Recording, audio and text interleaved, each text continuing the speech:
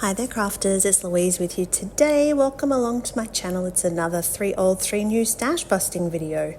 So we've got some washi tape, an old Simple Stories paper and some gold paperclip type embellishments, and then I'm teaming that with the new Simple Stories collection, whose name currently escapes me, but it's basically the like sort of the romantic Valentine Day collection. I'm sure you can find it because it is currently available pretty much everywhere in Australia. Now, the first thing I've taken is some white cardstock, and I have trimmed about half an inch off either side to give me a little bit of a border. Then I'm going to hollow out this super bright typewriter letter background. I really loved this pattern paper as soon as I saw it, but the color and the typewriter letters really can be a bit overwhelming for a page. So my thoughts were either to dampen it down with a little bit of white gesso, or in this case, the way I'm using it is as a border around a white cardstock background.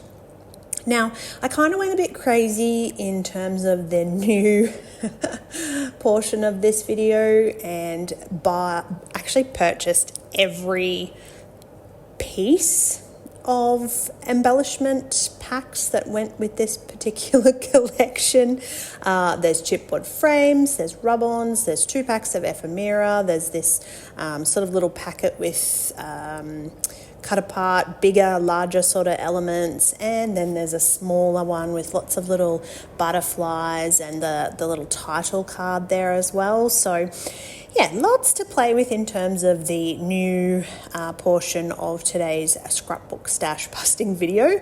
Hopefully I will definitely try to share a couple more layouts with this particular collection because it is just so pretty. It's a challenge for me because it has that sort of Valentine's-y feel to it, which is not something I would normally choose to scrap personally, but I'm going to work with it and see if I can't challenge myself to scrap it and use it for different types of things. So in this case, a family layout. So recently my brother-in-law visited from out of town, and part of what we do is we all catch up with the family and get together and spend some time, what we call happy hour. You know, we sit around and we might have a glass of wine and enjoy a bit of time together just catching up. So one of the things that I always encourage them to do, particularly if somebody's home from being out of town, is just to have a photo together as a family.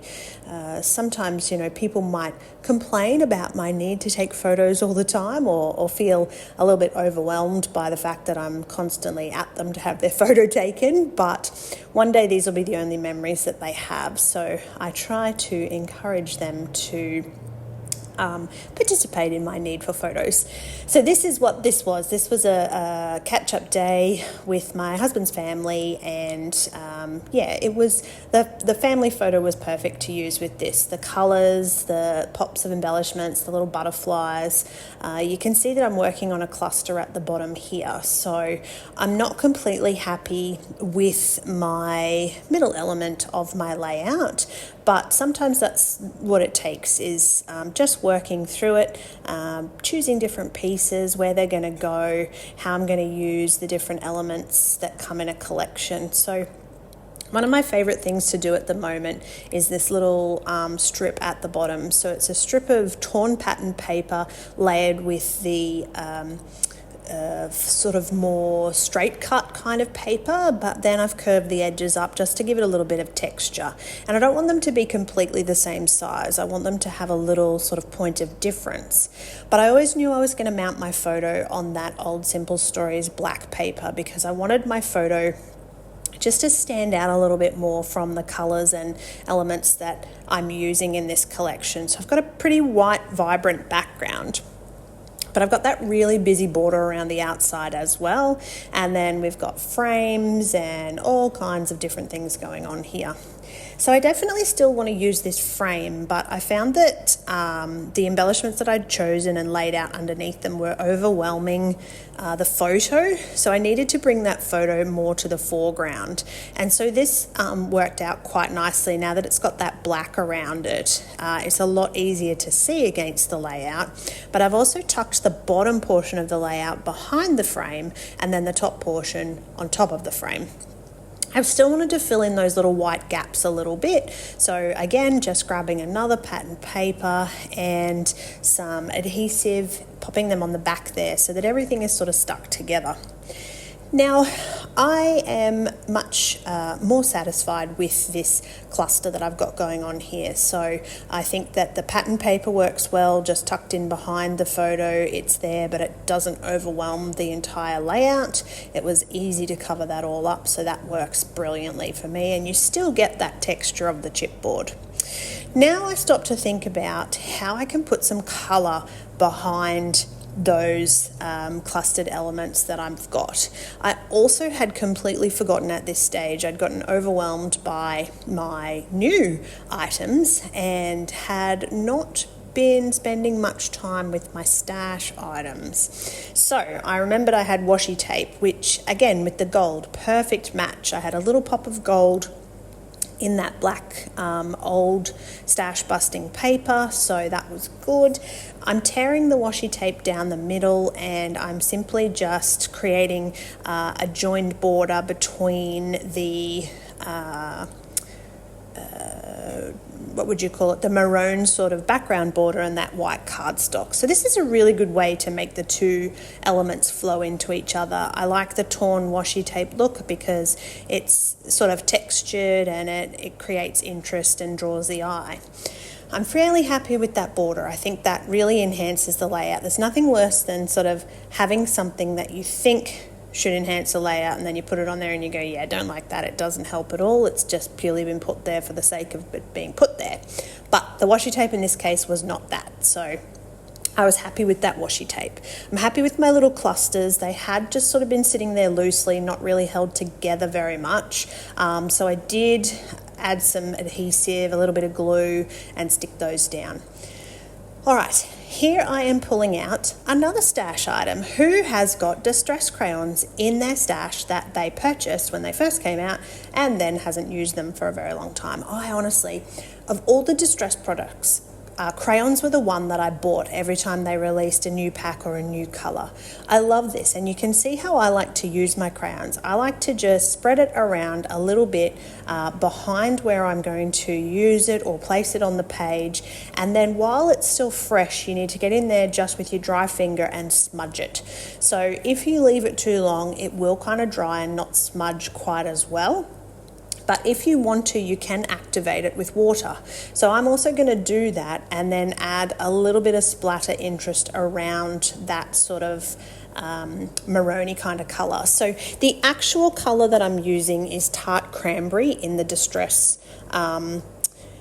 crayon range, and I've also added some gold splatter while I've been off camera letting the Tart Cranberry or Cherry, whatever it's called, while I've been letting that maroon colour Distress crayon dry. I've just also popped some gold on there as well. Okay, final stages of embellishing. Again, just while I set that aside to dry out a little bit more, I decide that I'm going to distress my elements that I tuck into this cluster. So some of the little floral stickers, some of the butterflies, I just don't want them to seem like I've just picked them up and pulled them off the page. I really want them to have that little bit of texture so they're separated from the background. I have a bit of a play around with some elements, thinking about sort of how I can embellish. I often look at other scrapbookers' pages and they just make the most glorious clusters. So somebody like Deborah Beer, who just has this way about her where she can cluster embellishments and florals and tags and just make the most beautiful layouts. So that's what I'm trying to replicate here. But I also don't like to... Oh, bless me, pardon me, I do apologise for that. I also don't like to take away too much from the layout, so I toyed with the idea of using one of the Thickers title cards for this, but I did find that the word family matched in with my border and it didn't overwhelm the layout as much either. Alrighty, I am getting close. I know I've used quite a lot on this layout, and it does maybe look a little bit busy, but I just adore everything in this collection. Like, I really just want to use it all. I can't seem to stop. So that this is the final step, I promise. So adding a couple of these rub-ons just to pop out behind that frame, and I must admit the rub-ons were very smooth. They went on nice and easily. I didn't have to work too hard to get them to stick to the paper.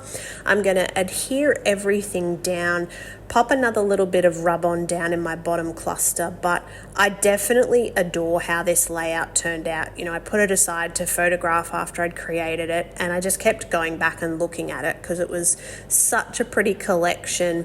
The maroon elements, the gold elements, the family photo that really pops out. I had such fun creating this one, and I do love the way it looks on the page. So I hope you also enjoyed as well. Thank you so much for watching. Comments are always welcome. Please feel free to leave one for me down below.